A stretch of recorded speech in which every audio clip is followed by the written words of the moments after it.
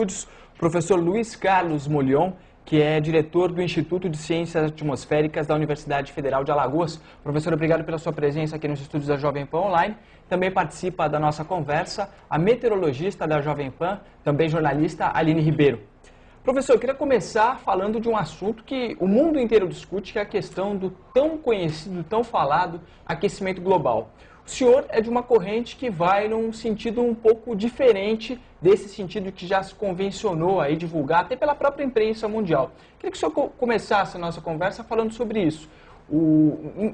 De maneira geral, o clima não está aquecendo como todo mundo tem propalado? Essa não é uma realidade, pelo que os estudos, pelo que o senhor tem analisado até então? Pois é, André, na realidade eu já comecei essa luta já há 20 anos, né? O primeiro artigo publicado foi em 1990. Eu tenho artigo publicado na revista Ciência Hoje, 1995, sobre o assunto, onde já naquela época tenho mostrado que todos os indicadores levam a um resfriamento global para esses próximos 20 anos. Por que eu digo isso? Primeiro, porque a nossa fonte de energia é o Sol. O Sol tem um ciclo de 90 anos, atingiu um máximo no início da década de 50, final da década de 50, início da década de 60, e de lá para cá vem declinando. Segundo, os oceanos, que constituem 71% da superfície terrestre, e são o grande reservatório de calor, não só de calor, mas de carbono também, eles estão esfriando. Hoje nós temos boias à deriva, são mais de 3.200 boias, que mostram que os oceanos estão perdendo calor. Não pergunte qual a razão, porque ainda a gente não sabe. Mas dois grandes controladores climáticos, o Sol e os oceanos, estão indicando que nós estamos indo para um resfriamento, que não é a primeira vez que acontece, né? Os estudos que nós fizemos mostram, por exemplo, que o Oceano Pacífico ele passa por períodos de aquecimento e resfriamento. Cada período de aquecimento e resfriamento dura da ordem de 25, 30 anos, de tal forma que o ciclo todo entre um aquecimento e um resfriamento dá da ordem de 50 a 60 anos. Isso foi chamado de oscilação decadal do Pacífico. De 1947 até 1976, o Pacífico esteve frio.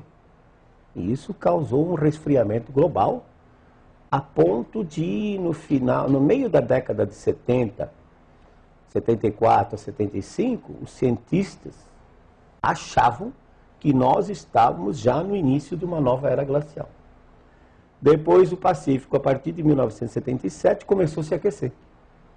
E aí o clima também começou a se aquecer. Você vê a coincidência, o oceano resfria, o clima resfria, o oceano aquece, o clima aquece. E até 1998, que foi o final desse aquecimento do Oceano Pacífico, e a partir de 99 os oceanos estão esfriando. Então eu não tenho dúvida nenhuma que nós vamos partir para um novo resfriamento para esses próximos 20 anos. O Sol está no mínimo e os oceanos estão perdendo calor. E como isso já aconteceu no passado, eu sempre tenho sugerido que a gente utilize, Aline, esses dados do período de 47 a 76 para ter uma ideia do que vai ocorrer agora nesses próximos anos. Quer dizer, nós já temos registros, são dados, não é coisa forjada por modelo climático, né? Nós já temos a observação, nós sabemos como foi o sul do país nessa época, a frequência de geadas secas, as tempestades severas na primavera. E como isso já ocorreu, então a gente pode imaginar que o clima resfriando, associado aos oceanos em resfriamento, vai nos proporcionar um clima, André, semelhante àquele do período de 47 a 76. Quer dizer, a medição acontece em ciclos, né? Vamos dizer que são ciclos, porque ciclo você pensa em algo que tem um período de tempo fixo. Mas como o clima é muito complexo, né? Há até uma teoria de um físico dinamarquês, Henrik Svensmark, não sei se você ouviu falar, em que ele defende que raios cósmicos galácticos, que são produzidos pelas explosões das supernovas, chegam em maior quantidade quando o Sol está num período de baixa atividade. O Sol estando num período de baixa atividade, o campo magnético solar é mais fraco e esses raios cósmicos, que são partículas de alta energia, eles entram. Quando eles entram, eles produzem mais nuvens baixas. E as nuvens baixas, elas tendem a funcionar como um guarda-sol, elas refletem mais radiação solar de volta para o espaço e haveria uma tendência de resfriar o planeta. Então você vê que o clima realmente é muito complexo. Ele depende de fatores externos ao planeta, como a atividade solar, como raios cósmicos. E depende de fatores internos, como armazenamento de calor nos oceanos, cobertura de nuvens, que é muito importante, né, como controlador do clima. Então, não se resume apenas ao CO2. O CO2, na realidade, a sua contribuição ela é ínfima. Hoje nós não teríamos condições de medir qual seria a contribuição da concentração do CO2, do dióxido de carbono ou gás carbônico, qual seria a sua contribuição para o clima. O que acontece é que toda essa corrente do pessoal que defende o aquecimento global, ela está baseada em modelos matemáticos, modelos de clima. Não, o modelo de clima, o que é? É um programa de computador, né? Um programa de computador. Tenta colocar dentro dele todos os processos físicos que controlam o clima. E as interações entre eles, por exemplo, evapora mais, forma mais nuvem. Então essas coisas são complicadas. E os modelos são feitos por pessoas. Então se a pessoa já tem na mente que ele tem que colocar o CO2 para absorver mais, para aquecer mais, se não aumentar o CO2, então o modelo não dá resultado esperado, porque é feito por pessoas. Meu caro internauta, CO2 não é poluente. Você aprendeu isso na escola, no primário, como a gente chamava antes, né? Ensino básico fundamental, 4º, 5º ano, que diz que o CO2 é o gás da vida. Você imagina uma hipótese absurda que esse pessoal em Copenhague conseguisse acabar com o CO2 do planeta? Acabaria a vida. Por quê? Porque nós e os animais não produzimos a comida que a gente consome. Quem o faz são as plantas. Elas retiram esse vilão, esse poluente que é o CO2 da atmosfera e através de um processo chamado fotossíntese, produzem amidos, açúcares, fibras, e nós nos alimentamos disso. Todos os ensaios agronômicos feitos até agora mostram que se você dobrar a quantidade de CO2 em plantas como soja, milho, trigo, até cana-de-açúcar, a produtividade aumenta de 30% a 50%. Então, CO2 é benéfico para a humanidade. Quanto mais CO2 tiver, maior a produtividade das plantas, dos cereais, e o CO2 não controla o clima global. E professor, e o tal do efeito estufa, né? Que é um fenômeno, obviamente, que está restrito às cidades, onde há poluição de escapamento de carro, monóxido de carbono, as indústrias, as fábricas. Qual é nessa parcela, qual é a culpa dessa poluição? Ela realmente causa um aquecimento do clima? Não, nós temos que distinguir duas coisas básicas, né? Uma que é a conservação ambiental e outra coisa que é a ciência do clima. Quando a gente queima combustíveis aparentemente fósseis, porque também há uma teoria que já não é nova, data da década de 50, que o petróleo não é apenas de origem fóssil. Que o petróleo é o resultado de síntese de hidrocarbonetos que saem do interior, o resultado de síntese de hidrocarbonetos que saem do interior da Terra e entram pela crosta terrestre. Mas vamos admitir que petróleo seja um combustível fóssil. Você queima o petróleo, libera outros componentes, como, por exemplo, dióxido de enxofre, SO2, que se combina com a umidade atmosférica e forma gotículas, aerossóis de ácido sulfúrico. E isso é ruim. O CO2... É a tal da chuva ácida. Isso. O CO2 em si, que sai da queima, ele não é preocupante. O que é preocupante na queima é o enxofre, na forma de dióxido de enxofre, e o material particulado. Aquela fuliginzinha, aquela pureza preta. Mas isso tem a ver muito com a pureza do petróleo. Por exemplo, a comunidade europeia, ela só admite que o petróleo, o diesel queimado, tenha 10 ppm de enxofre, 10 miligramas por cada quilo de óleo. No Brasil, a gente encontra entre 500 e 2.000. Então, aí é um problema. Não adianta você ajustar o motor do seu carro, porque o combustível é ruim. É ruim.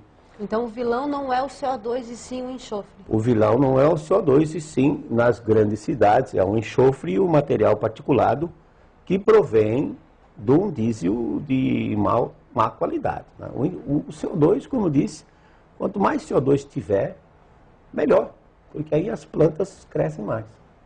Professor, até uma cena que já ficou clássica é as televisões mostram os documentários, o urso em cima de uma jangada de gelo, em que as geleiras estão derretendo, isso está aumentando o nível dos oceanos, isso vai acabar com a cidade. Queria que o senhor falasse sobre isso também. Nós temos registros históricos de expedições que foram já em 1850, 1922, 1923, ao Ártico, para ver por que o Ártico estava degelando. Então, o degelo do Ártico, ele é normal. O que acontece é que a entrada do Oceano Ártico, ela é pelo Oceano Atlântico. Existe uma pequena ligação com o Oceano Pacífico, chamado Estreito de Bering, mas por lá sai muito pouca água, entra muito pouca água. A grande entrada e saída de água é no Atlântico Norte. E ao longo desses anos, por exemplo, houve um grande degelo entre 1938 e 1942, isso está muito bem documentado, porque foi o período da guerra, e eles trafegavam constantemente no Ártico, que naquela época estava sem gelo. Depois, o gelo começou a crescer de novo. E agora, em 2007, ele atingiu uma redução da ordem de 3 milhões de quilômetros quadrados. Mas, se você for olhar os dados de 2009, setembro de 2009, que terminou esse verão no hemisfério norte, você vai ver que ele já se recuperou bastante. Inclusive, a cobertura de gelo está até maior do que estava em 2005. Qual é o grande enigma disso? Um fenômeno natural, que é a entrada de correntes marinhas mais aquecidas por debaixo do gelo flutuante. Quem é o responsável por isso?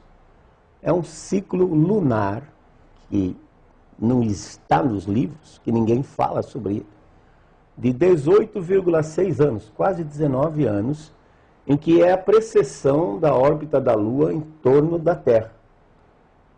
Essa precessão, então, leva 18,6 anos para ser completada. Quando ela está no máximo, como ocorreu agora entre 2005 e 2007, a força gravitacional da Lua faz com que os oceanos, até aproximadamente 40 graus norte, 40 graus sul de latitude, fiquem mais elevados. Pasme você, da ordem de 10 a 12 centímetros. Então, esse desnível entre o oceano, vamos chamar tropical, e o oceano polar, acelera as correntes marinhas, elas levam mais calor, entram por debaixo do gelo, e o internauta sabe que no gelo, 1/10 do gelo está fora da água e 9/10 está embaixo. Quando ele começa a derreter o gelo que está embaixo, aquela parte de baixo não dá mais sustentação para a parte aérea da geleira e a geleira cai. E note, gelo flutuante não aumenta nível de mar. Se você voltar para aquele documentário do Al Gore, uma verdade inconveniente. Uma verdade inconveniente, que na realidade deveria ser chamado de muitas mentiras convenientes, porque já houve internautas que encontraram 35 erros naquele documentário, que ganhou o Oscar, e deu até depois o prêmio Nobel da Paz, né, para o Al Gore. O Al Gore disse que o nível do mar vai subir de 20 pés. Pé é uma unidade inglesa, que corresponde a 30 centímetros. 20 vezes 30, 600 centímetros. 6 metros é o que o Al Gore disse que vai acontecer. E a gente não vê, até hoje, nada que comprove o aumento do nível do mar. É interessante, eu poderia até ter trazido para vocês, mas posso mandar depois. O capitão Sir James Clark Ross, que foi um dos exploradores da Antártica e da Austrália, ele estava na Tasmânia e ele mandou um marinheiro gravar, não sei o que deu na cabeça dele, ele mandou o marinheiro gravar o nível do mar. Ele fez um sinalzinho assim, uma reta, com um Vzinho, como a gente usa em hidrologia. 1841, André. O nível do mar continua naquela mesma marca.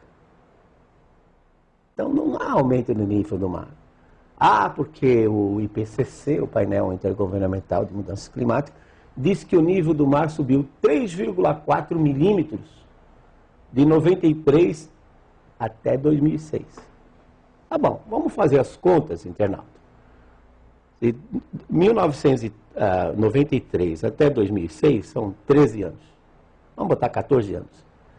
Vezes 3 milímetros, vai dar quanto?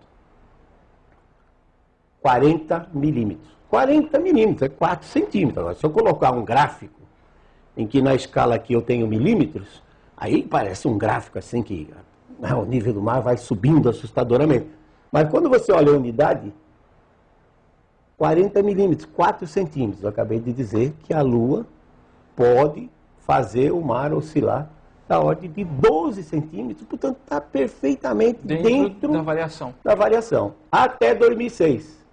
Agora a Lua chegou naquele pico, que aliás, diga-se de passagem, Aline, causou muito estrago na costa brasileira. Mudança, para quem gosta de estudar essa parte de formação de costa, né? Causou um estrago violento. Lá em Maceió mesmo, ela tampou, temos 2 lagoas que saem, uma saída só para o mar. Ela tampou aquela saída e abriu uma outra. Professor, agora e as cidades? O próprio litoral brasileiro tem gente dizendo que as cidades que o mar está avançando, que a área de recuo da praia tem diminuído. Como é que se explica isso, se o mar não está subindo? Olha, medir nível de mar é complicado. Por quê? Porque o nosso planeta, ele é um planeta sólido, porém não é um sólido contínuo, um sólido rígido. Ele é formado de 20 grandes placas, as chamadas placas tectônicas. E essas placas se movimentam. Então, quando uma placa afunda, se eu tiver um marégrafo que está ligado a ela, esse marégrafo, a placa vai afundando, esse marégrafo vai afundar também e vai indicar que o nível do mar está subindo. Por outro lado, na outra ponta, apareceria um marégrafo dizendo que não, que está diminuindo o nível do mar. Então, há uma necessidade de, ao se fazer os cálculos do nível do mar, de levar em conta esse movimento das placas tectônicas. Por exemplo, o Brasil está em cima de uma placa que tem mais ou menos 9.000 quilômetros de extensão, até metade do Oceano Atlântico, quase próximo da costa da África. Se essa placa ela afundar de 1 grau, só em termos de ângulo, 1 grau, o nível do mar pode subir da ordem de 20 centímetros na nossa costa. Então não é que a quantidade de água no mar aumentou, não. O que ocorre é que com esses movimentos sísmicos, às vezes em outras partes está retrocedendo. Então o fato de que às vezes a costa está sendo modificada, pode ser um problema de correntes marinhas, o fato de estar afundando um pouquinho, pode ser um problema de movimento de placa. Nós não conhecemos muito bem isso. Agora, com essa parafernália que nós temos aí, GPS e tudo mais, vai dar para acompanhar melhor isso. Mas eu queria voltar a um ponto que é extremamente importante, que é, por exemplo, o caso da cidade de São Paulo. Essas chuvas de agora, que têm dado esses alagamentos, e muita gente tem dito que essas chuvas também são devidas ao aquecimento global. Não tem nada a ver. Não, nós temos um gráfico que nós preparamos para vocês, um lançamento inédito, em que nós estamos estudando 20 postos pluviométricos da cidade de São Paulo, e aí está, né, no ar, e pegamos a Estação da Luz, que tem dados desde 1888, quando ela começou a ser construída. Aí então você, internauta, está anotando por década, desde 1891 até 1990, 1901 a 1910, e assim por diante até o ano 2000. Você nota que aquela barra rosinha no meio de tudo é 1941 a 1950. Veja que naquele período, naquela década, o número de chuvas superiores a 30 milímetros no período de janeiro a março, que é o nosso mais crítico, né? Ele foi muito superior a todos os outros até o ano 2000.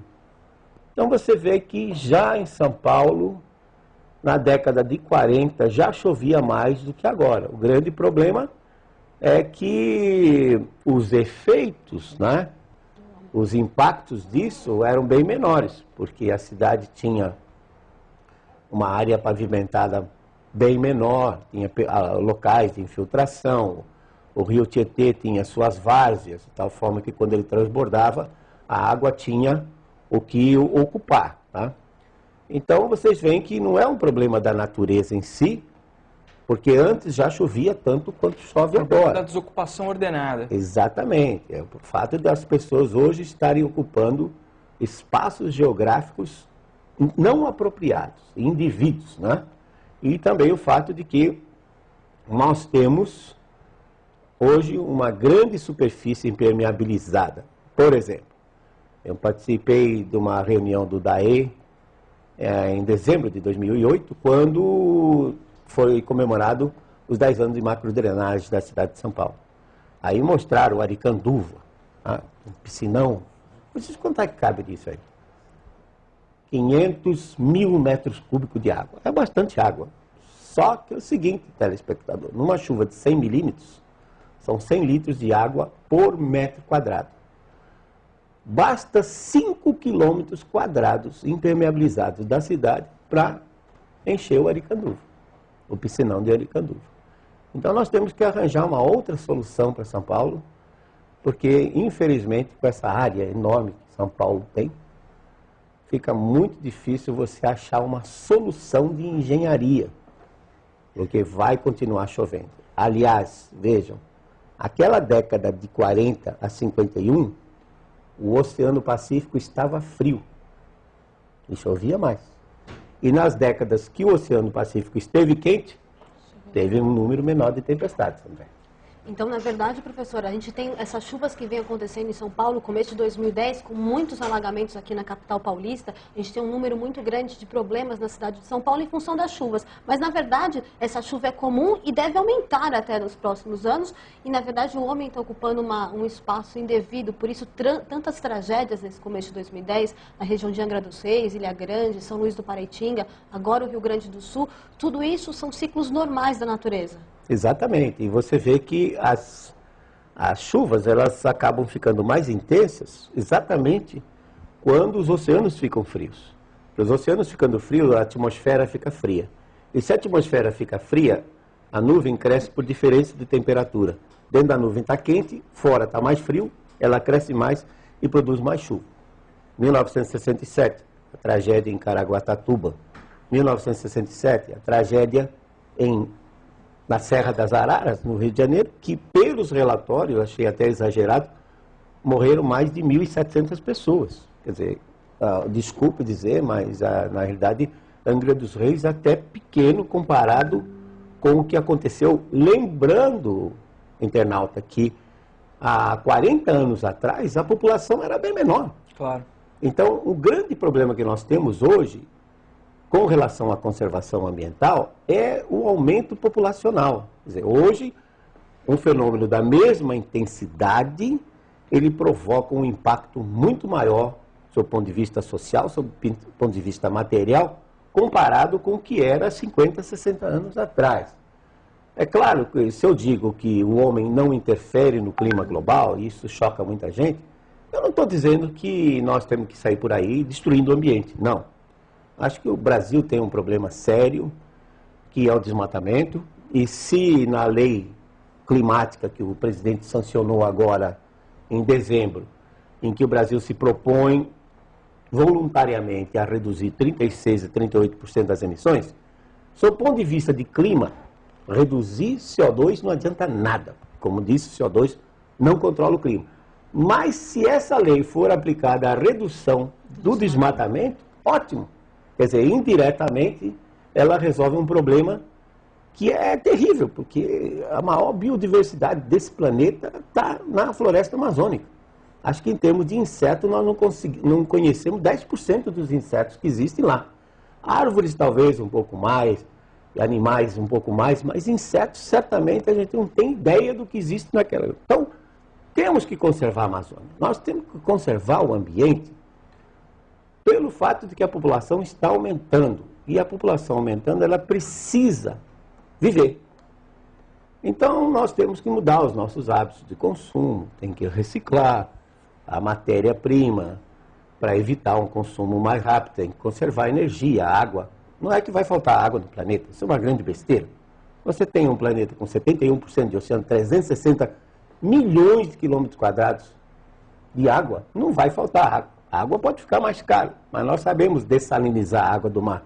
Mas se conservar, melhor. Se conservar as encostas, se conservar as matas ciliares dos rios, isso aí vai fazer com que gaste-se menos para ter água de boa qualidade, energia, etc. e tal. O Brasil é um país muito favorecido, nós podemos, na nossa matriz energética, nós temos aí da ordem só de menos de 30% dos potencial hidrelétrico explorado, nós temos 70% ainda para explorar. O Brasil pode partir para biocombustíveis como etanol, como biodiesel. Não biodiesel de soja, porque soja é alimento. Mas biodiesel, por exemplo, de óleo de palmáceas nativas, que são muito abundantes na Amazônia, são mais de 600 espécies. E os buritizais, por exemplo, ocupam estimado da ordem de 20 milhões de hectares, com potencial de 5 toneladas de óleo por hectare por ano, renovável. Quer dizer, a Amazônia é uma Arábia Saudita com poços para cima, verde, renovável. Então o Brasil tem muita opção, nós temos que conservar o ambiente. Agora, Aline, é independente. Se o clima vai esfriar nos próximos 20 anos, ou vai se aquecer, independentemente disso, a conservação ambiental é uma necessidade para que a raça ou a espécie humana possa sobreviver, né? Muito obrigado, então, professor Luiz Carlos Molion, que é o diretor do Instituto de Ciências Atmosféricas da Universidade Federal de Alagoas, que esteve aqui conosco nos estúdios da Jovem Pan Online, esclareceu várias dúvidas aí, desmistificou um assunto que é tão importante hoje em dia, que é a questão do clima mundial e também a questão da biodiversidade e da melhor forma dos seres humanos poderem viver no planeta sem esgotar totalmente aí o que o planeta nos oferece. Obrigado pela sua presença, obrigado também, Aline. Você, internauta da Jovem Pan, fique conosco na Jovem Pan Online, onde você encontra a melhor informação da internet.